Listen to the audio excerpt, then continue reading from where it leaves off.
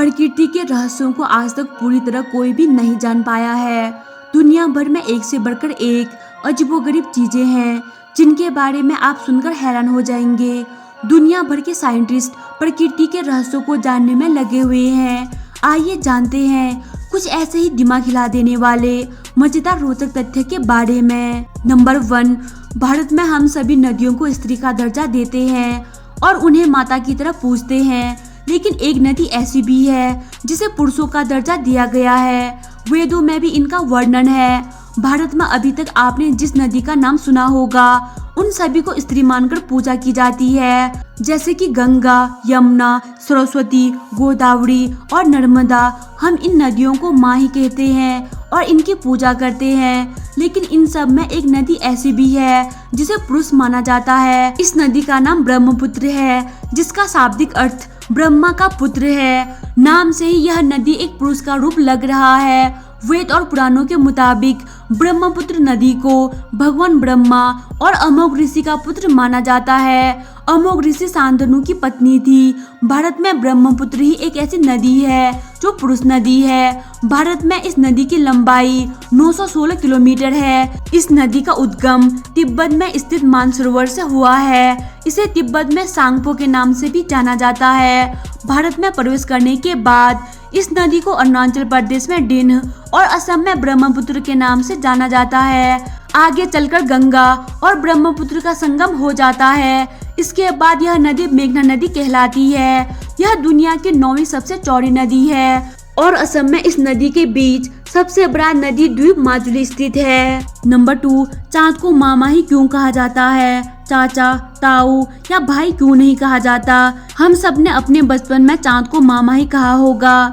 जब हम छोटे थे तब इस पर एक कविता भी बहुत मशहूर थी कि चंदा मामा दूर के।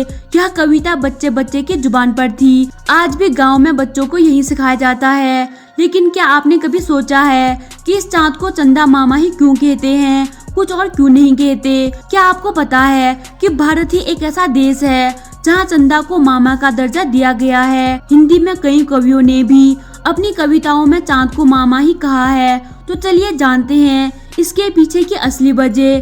चांद को मामा कहने का राज पौराणिक कथाओं से जुड़ा हुआ है। कहा जाता है कि जब समुद्र मंथन चल रहा था तब समुद्र में कई तत्व बाहर निकले थे, जिनमें से एक चांद भी था। जो भी तत्व बाहर निकल रहे थे वह सभी माँ लक्ष्मी के छोटे भाई या बहन कहलाने लगे थे। अब हिंदू धर्म की मान्यताओं के अनुसार तो हम लक्ष्मी देवी को माँ कहते हैं, इसीलिए उनके भाई चंद्रमा हमारे मामा हुए।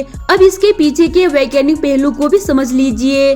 चंद्रमा पृथ्वी के चारों ओर चक्कर लगाता है। एक भाई की तरह वह पृथ्वी की रक्षा करता है और पृथ्वी को हम माता कहते हैं, इसीलिए चांद हमारा मामा हुआ। इन आधारों पर ही चांद को मामा का दर्जा दिया गया है। देश में इसके अलावा और भी कई मान्यताएं हैं जो चांद को मामा बताती है। नंबर 3, गुफा का नाम सुनते ही आपके मन में हॉरर फिल्मों की अंधेरी और भूतहा गुफाओं की इमेज उभरने लगती है, लेकिन न्यूजीलैंड के वोडो में ग्लोवम गुफा का नजारा डराने की जगह आपको रोमांचित कर देगा। इसके अंदर जाने पर तारों से जगमगाता आसमान बिल्कुल एकदम नजदीक दिखता है। दरअसल गुफा के अंदर ये रोशनी एराकिनी कैंपा लुमिनोसा नाम के ग्लोवॉर्म से निकलती है। मजेदार बात ये है कि ये वॉर्म जब ज्यादा भूखे होते हैं तो ज्यादा रोशनी पैदा करते हैं।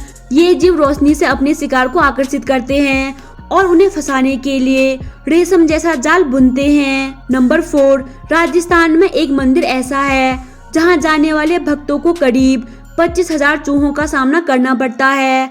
हम बात कर रहे हैं बीकानेर से 30 किलोमीटर दूर देशनोग में स्थित करणी माता मंदिर की।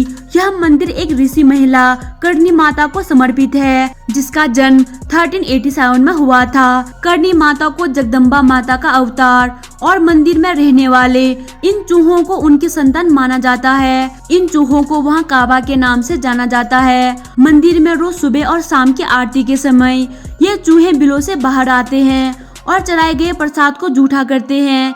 पुजारी इसी प्रसाद को भक्तों में बांट देते हैं। नंबर 5, अगर पूछा जाए कि दुनिया की सबसे महंगी लकड़ी कौन सी है तो हम में से ज्यादातर लोग इसका जवाब देते हैं चंदन, लेकिन ऐसा नहीं है।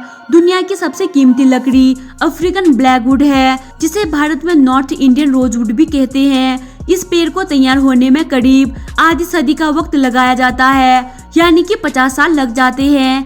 इसकी कीमत का अंदाजा इसी से लगाया जा सकता है कि 1 किलो अफ्रीकन ब्लैकवुड की बाजार में कीमत करीब 4.5 लाख रुपए होती है। इस लकड़ी का इस्तेमाल वाद्य यंत्रों को बनाने में किया जाता है, जैसे कि गिटार। नंबर 6, दक्षिणी अमेरिका देश चिली के अटाकामा रेगिस्तान दिन में भीषण गर्मी और रात में अत्यधिक ठंड के लिए जाना जाता है। 1992 में मूर्तिकार मारियो इराजाबाल ने अटाकामा रेगिस्तान में अत्यधिक तापमान को कम करने के लिए लोहे और कंक्रीट से रेगिस्तान में एक हाथ का स्कल्पचर बनाया था। इसकी ऊंचाई 11 मीटर है। दूर से देखने पर ऐसा प्रतीत होता है जैसे जमीन का सीना फाड़कर एक हाथ निकल आया हो और आसमान को छूने की कोशिश कर रहा हो। इस अद्भुत कला को डेजर्ट हैंड के नाम से जाना जाता है। तो दोस्तों, उम्मीद करती हूँ आपको वीडियो पसंद आई होगी। अगर आपको वीडियो पसंद आई तो वीडियो को लाइक करके चैनल को सब्सक्राइब कर दे और रोज ऐसे वीडियो को देखने के लिए बेल नोटिफिकेशन दबाना मत भूलिएगा, क्योंकि हमारे चैनल पर जब भी ऐसे वीडियो अपलोड हो तो इसका नोटिफिकेशन आपको मिल सके। Thanks for watching.